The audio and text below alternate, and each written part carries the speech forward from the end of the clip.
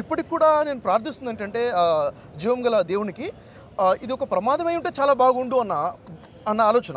ఒకవేళ గనుక దీని వెనక ఏదైనా కుట్రపూరితమైనటువంటి ఏదైనా జరిగి ఉంటే మాత్రము ఖచ్చితంగా కఠినంగా దీని మీద చర్య తీసుకోవాలి.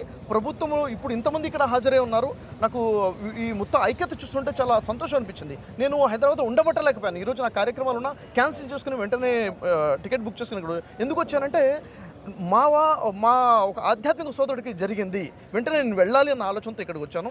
ఇక్కడ నా వచ్చే ఉద్దేశం కూడా ఏంటంటే నేను పూర్తిగా కూడా ఇక్కడ నేను కోరుకుంటుంది న్యాయం జరగాలి, వాస్తవాలు పరిశీలన జరగాలి.